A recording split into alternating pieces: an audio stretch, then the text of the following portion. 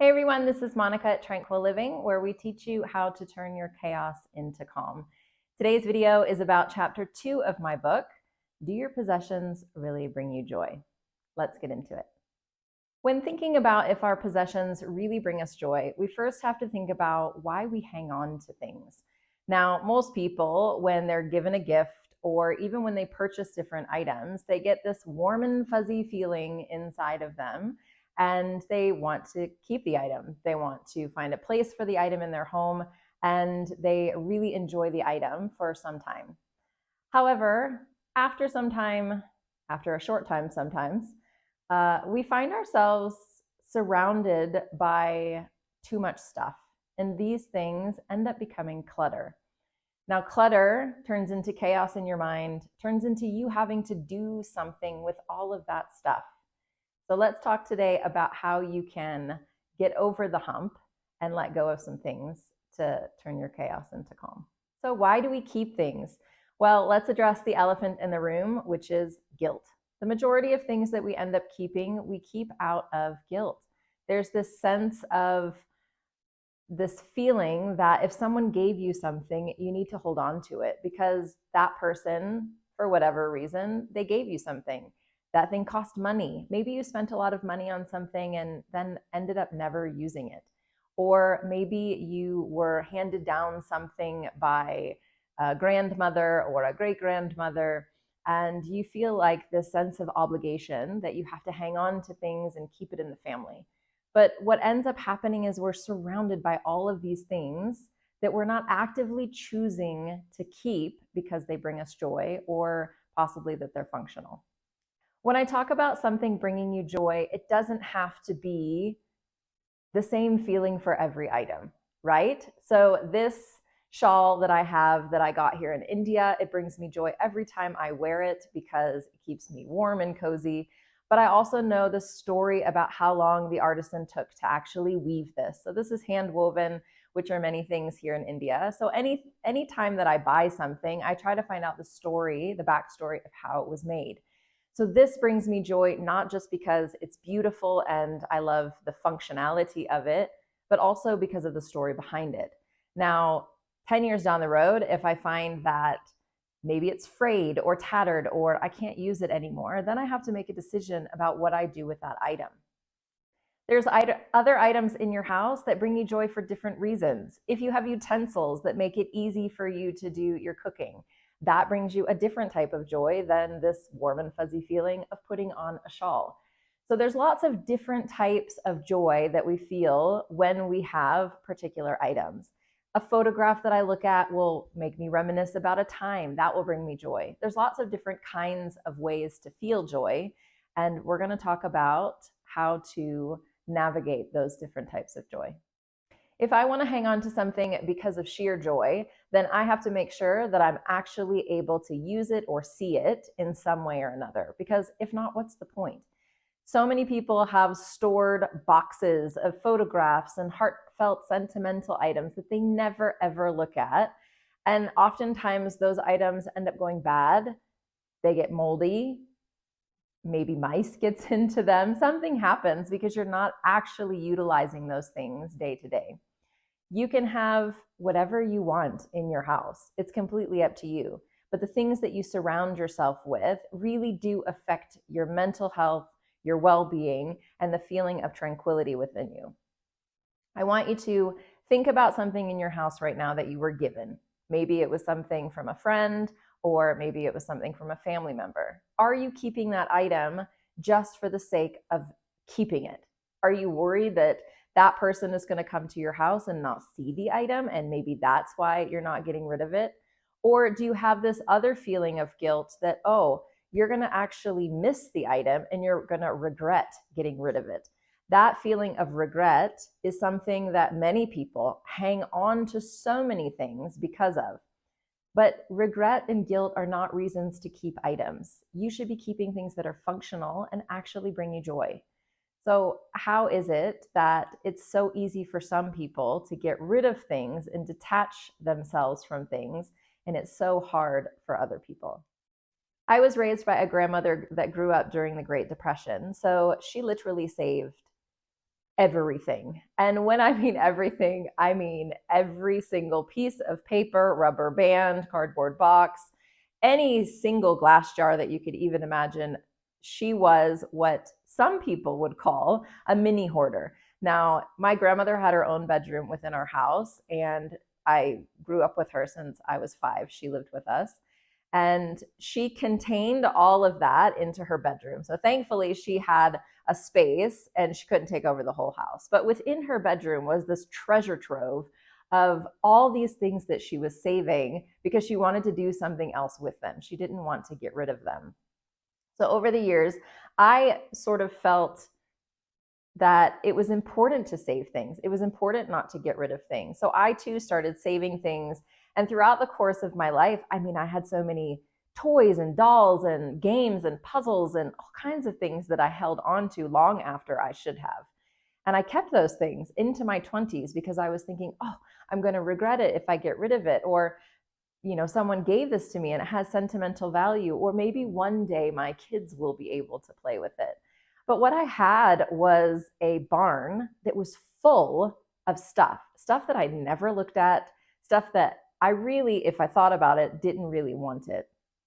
And it wasn't until I got rid of that stuff that I actually realized what a weight that was sitting on my shoulders.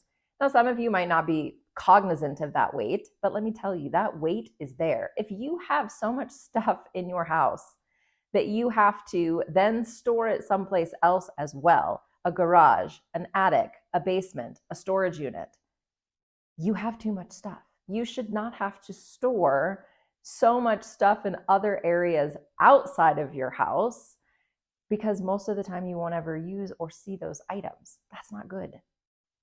When you get something, when you end up possessing something, possess means to keep close to you. It's something that you want to hold on to. It's something that's important to you. So when we possess things, we somehow feel like that thing is a part of us. All the things that you've surrounded yourself in your house, it's become part of you. And you feel like you're attached to that item in one way or another. But given some time and distance, I think you would be very surprised that that detachment actually comes quite easily. Let me tell you about a story. When I was in my early 30s, I had an opportunity to go and teach abroad. Now, I had been living in North Carolina in America for 4 years and had been teaching there and had been slogging away in the school system, which was a very difficult situation. And I had a girlfriend from university who had gone and she had gotten a job in Kuwait and she had been living there. Now, she wasn't just living, she was living her best life. She had great resources at her school. She was going on these trips to Europe and other parts of Southeast Asia. I mean, she was living it up. And here's me eating ramen noodles 3 or 4 times a night because I could barely afford to pay my rent.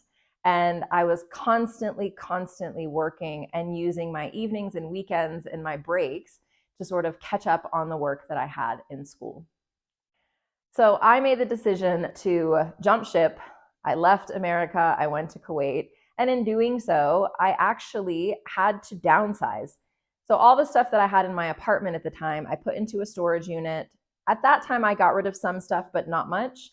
And I paid for the full year of the storage unit, and then I went to Kuwait. Now, after a year in Kuwait, when I got back, I went through my storage unit and I looked around and I was shocked because the things that I felt a year before were so important to me. Like I could never get rid of my washer and dryer.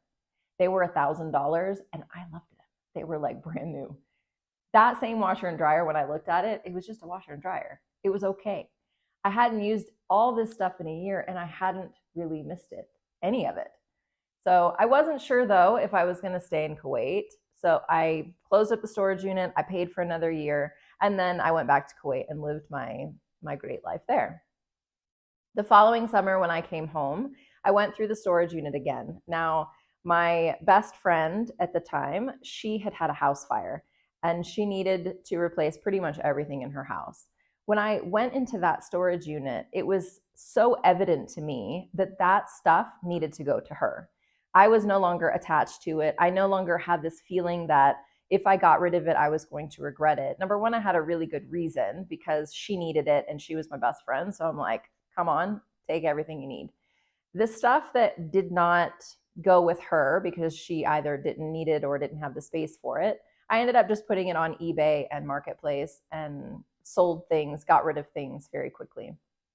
I think then I only saved maybe 5 or 6 boxes of old photographs, different memorabilia, and things from high school. And that was it. So I literally wiped out all the stuff I basically owned in a week, I would say. And since then, I have never in my life regretted getting rid of any of those things. With time and space, you realize what's important. Every time you go on vacation, you have this feeling, I'm sure, when you get into the hotel room or when you get into the Airbnb or the VRBO or wherever you're staying, you get this feeling of lightness. And why is that? Because the things that are surrounding you, number one, are not yours.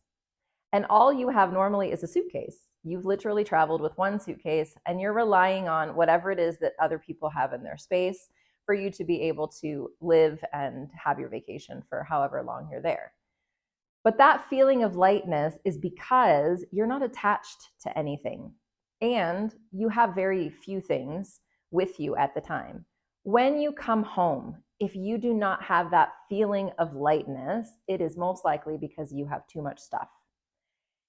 When you look around, when you get home from that vacation, if you feel a sense of responsibility, if you feel like you have too many things and you don't have enough time or energy to devote to caring for those things, then it's time for you to really look at what's bringing you joy in your house, what's speaking to you in a positive way, and what you want to take forward into your future.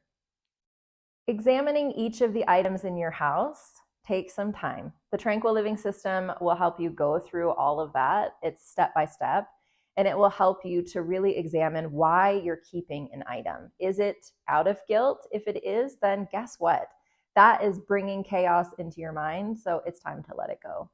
There are some things that you might think that you're ready to get rid of, but you're really worried about that feeling of regret that you might get. So go put it in a box, write the date on it. After 6 months or a year, if you haven't thought about the items in that box, then go ahead and let it go. You probably won't even remember having had that item to begin with.